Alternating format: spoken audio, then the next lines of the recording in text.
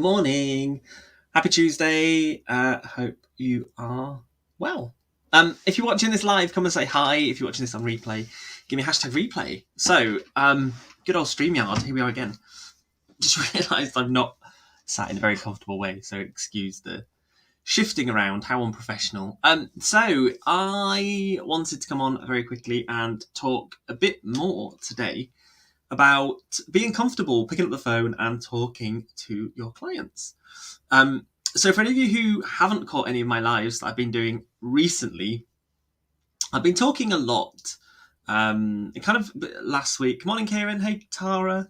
I've been talking a lot about calling your ideal clients, calling people, speaking to them, and I realised that a lot. Well, from talking to you actually, that a lot of you are still not comfortable picking up the phone, not comfortable picking up speaking to your ideal clients. So I wanted to start addressing that. So firstly, in order to address it properly, I'm going to be running a free training next week on Tuesday, a week today at 12 o'clock with Helen Pritchard. We're going to do it together. We're going to talk about the launch we've just done last week for the LinkedIn Mastermind, how we worked it, how we processed it, how we deal with clients, how we talk to people.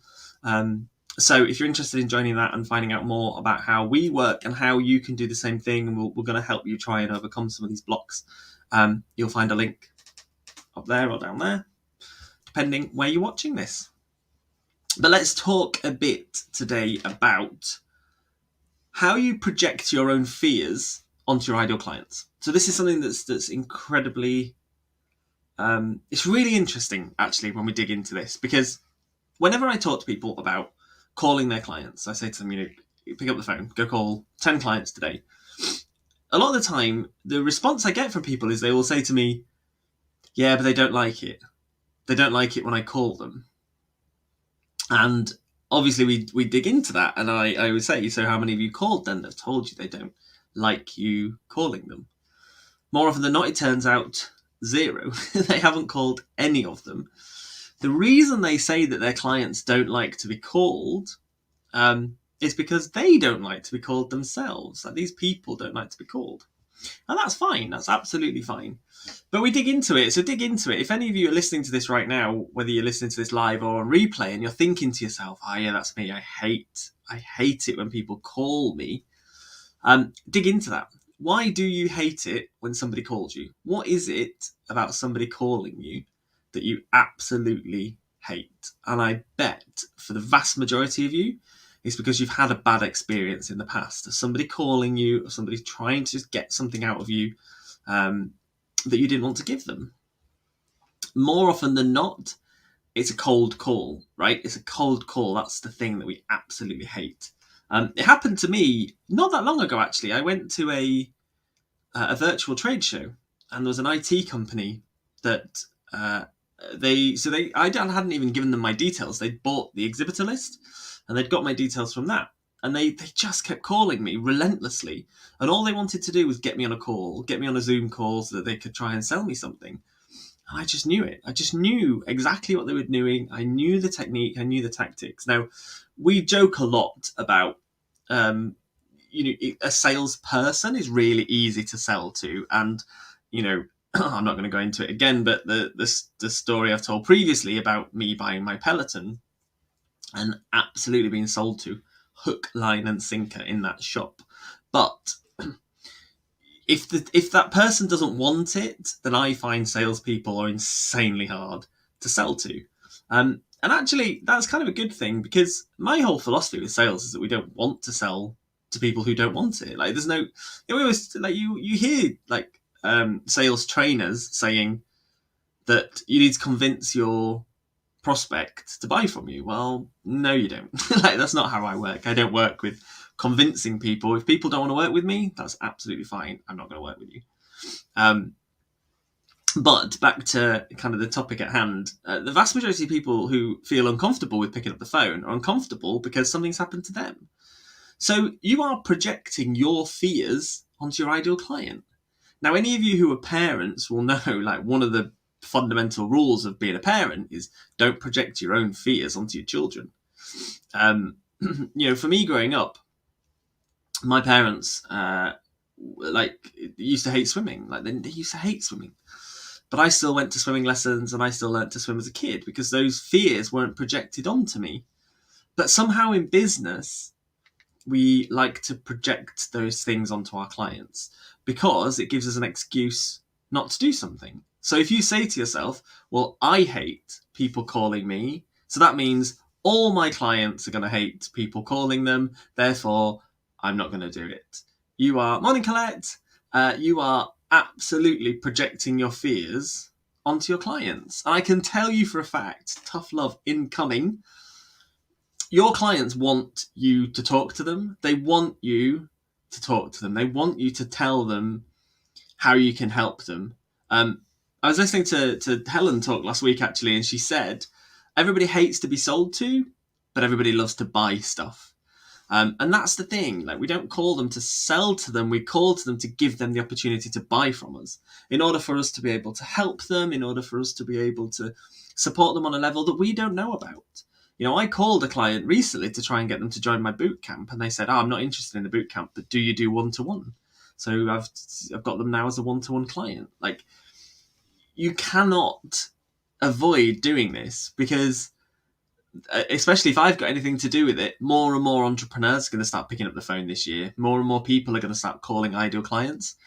And if you share a client with them, you're the one who's going to lose out from this, because as soon as those people are seen as the ones that are out there that are trying to support their clients, you know, it's all about know, like, and trust. If you can pick up the phone and speak to someone, there's an immediate opportunity for them to get to know you, to like you, to trust you.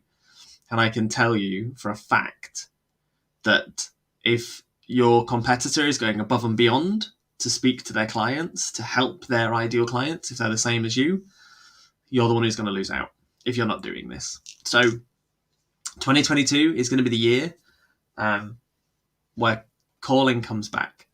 I don't want to refer to it as telesales or cold calling or anything like that, because I want you to get out of the mindset of we're doing it to sell. When we talk about sales is a transaction. It doesn't always have to be a financial transaction. Sales is just any kind of transaction, an exchange of value in some way, shape, or form. So by you calling these people, even if they don't buy from you, even if they don't give you their money, they can still give you something incredibly valuable. And the valuable thing they can give you is tell you why they're not going to buy from you. Why are they not in the right place right now to buy from you?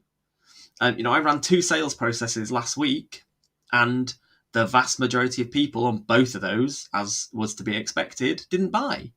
But the information we got out of those people was so incredibly valuable, because going forward, we can look at the process and we can look at the offers that we're putting out and we can look at how we're supporting people. You know, we one of the ones we did last week, we talked to people about where they are and affordability and that kind of stuff. And as a result, now we're lining up more stuff down the line to help these people so that they can afford to take the next steps further down the line. Now, I realise this is all a bit, may sound a bit cryptic because obviously client confidentiality, and I don't know how much of the kind of additional stuff has been announced or released yet by them, and it's not my place to go making those announcements. But it's exactly the same for me. You know, like the very first time I did a webinar, and I went round and I called every single person who was on that webinar, and the overwhelming feedback that I got was that the people who weren't ready to buy because they needed time to process what we talked about on the webinar. They weren't ready in that moment because they actually didn't know whether they needed my help. They weren't sure whether what I'd given them in the webinar was enough or not. So we changed the process. We created a workbook that would allow them to work through it slightly easier. And we pushed the calls backwards so that we didn't actually call them the second the webinar had finished. We listened to them, we adapted, we were able to support them more. So that then when I did go around and call everybody after the second webinar, they were able to say, oh yeah, that was really good. I've worked through the workbook and I think I'm set. Or I just didn't quite understand this bit.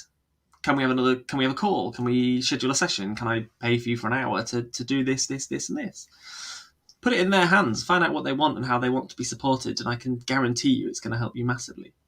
So the biggest thing for people to overcome with this is your fear of the phone, your phobia of getting on the phone and speaking to people, and that's what next week is going to be about. So on Tuesday the 26th, a week today at 12 o'clock, me and my glamorous co-pilot Helen Pritchard will be running our Pilot Your Sales Masterclass to help you get confident on the phone. That is the outcome. We will help you get confident on the phone over the space of an hour. So yeah, it's not to be missed. Whether you think sales calls are for you or not, if you have that objection inside you that's saying, "Oh, I don't really want to do this," then please come along.